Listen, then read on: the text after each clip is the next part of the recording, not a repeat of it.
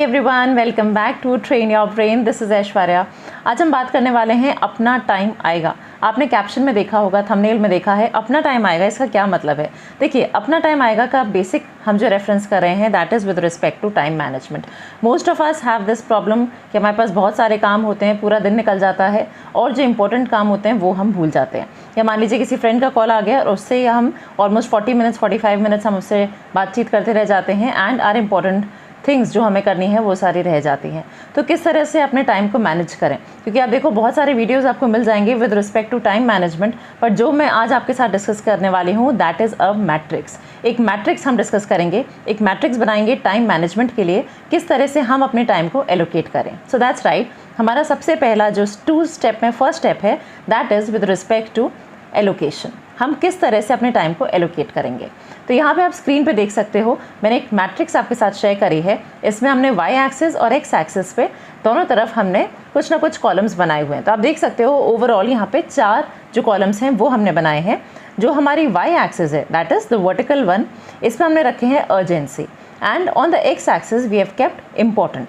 That means कुछ ऐसे काम हैं जो कि इम्पॉर्टेंट है और कुछ ऐसे काम हैं जो कि अर्जेंट हैं।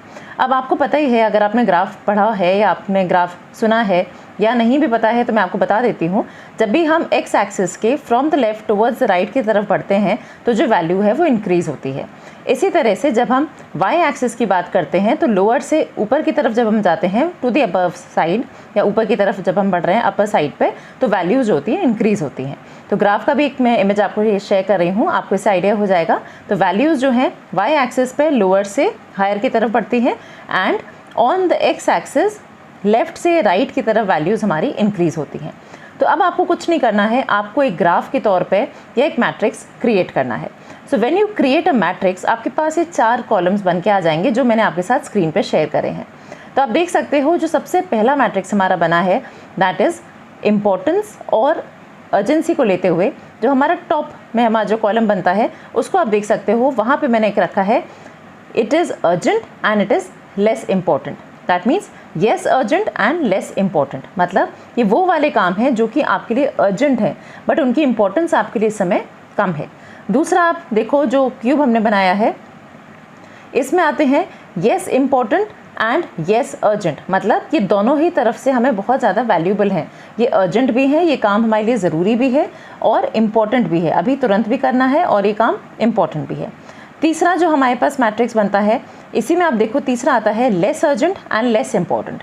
ये वो काम है जो बहुत ज़्यादा ज़रूरी भी नहीं है करना और बहुत ज़्यादा इम्पॉर्टेंट भी नहीं है। एंड लास्ट आ जाता है less urgent and more important, मतलब ये काम तुरंत नहीं करने हैं बट ये बहुत ज़्यादा इम्पॉर्टेंट है।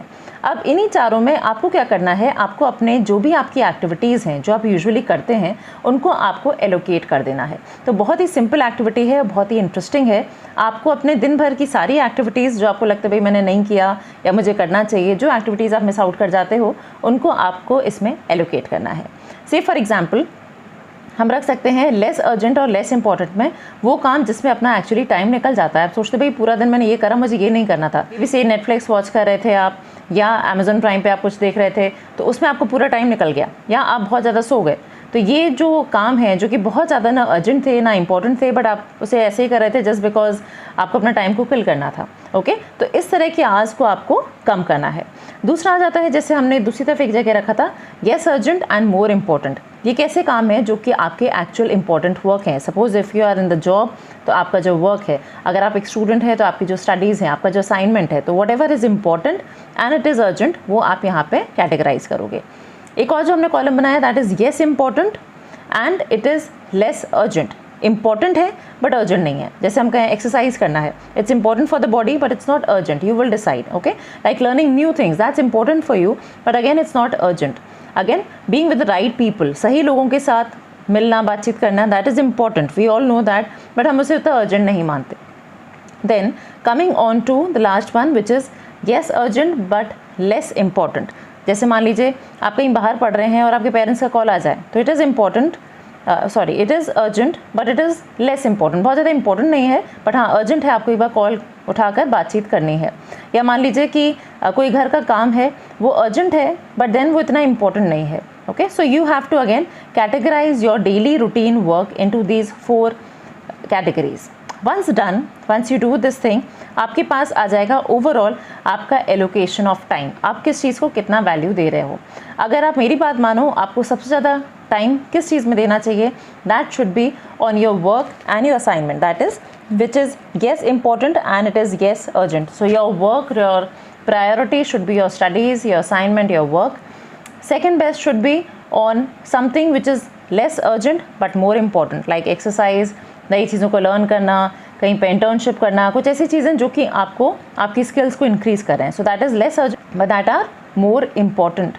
Now talking about less urgent less important, वो हमने बात कर ही ली. नेटफ्लिक्स देखना, सो जाना बहुत ज़्यादा, तो इन चीज़ों को हमें एकदम ही मिनिमाइज़ करना है. देखो, मैं आपको पूरी तरह से उस चीज़ को रिमूव करने के लिए नहीं कह रही हूँ, because if I say that since I am also myself not able to do that, so I can't guide you the same thing. तो मैं वही चीज़ें आपसे बोलूँगी जो मैं कर सकती हूँ, वही मैं आपको कहूँगी कि आपको भी वैसे ही करना चाहिए. एंड लास्ट ब्रैकेट जो मेरे पास बनता है, that is yes it is urgent and it is less important. तो इन पे भी आपको एलोकेशन देना है. मान लीजिए कि आपके घर में जो ट्यूबलाइट है वो ख़राब हो गई है, तो अर्जेंट है, आपको उसे ठीक कराना है. ओके, भले ही वो इतना इंपॉर्टेंट काम नहीं है, but it is urgent, so you have to get that thing done. Fine, okay. अब इसमें एलोकेशन कैसे करोगे आप? Percentage wise. अगर हम पूरे दिन के इन सारे कामों को हमने जब कैटेगराइज कर लिया, अब कौन सी वाली हमें कैटेगरी को, कौन से वाले जो स्ट्रैटा हमने बनाया, इसमें किसको हम कितना परसेंटेज दें अपने पूरे टाइम का, वो भी देखना है. तो जो येस अर्जेंट है, मोर इम्पोर्टेंट है, that should be getting your at least 50% of your time. Than less urgent and more important should be getting almost 25% of your time.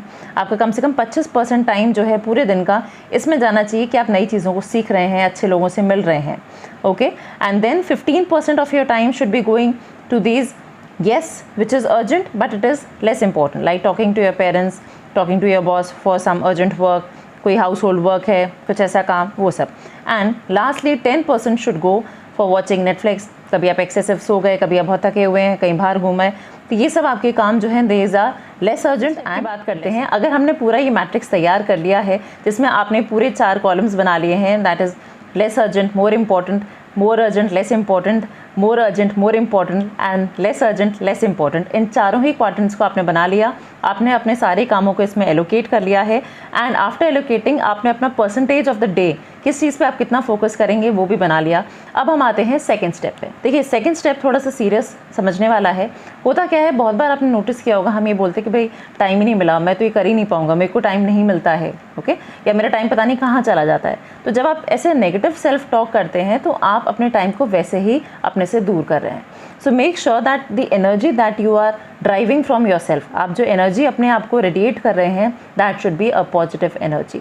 जब आप पॉजिटिव एनर्जी अपने अंदर ही बनाते हैं, तो आप अपने काम में भी उसे यूज़ कर पाते हैं. But if you just waste your energy, आप अपने आप को डिमोटिवेट करते हैं, नेगेटिविटी से भरते हैं, तो आपका टाइम नेचुरली, आपकी जो एनर्जी है वो वीक पड़ जाती है और आप उस टाइम को उतनी अच्छी तरह से यूटिलाइज नहीं कर पाते. So these are the 2 things that you should pay attention to. Thank you so much for watching the video. Hope it helps. Take care. Bye-bye.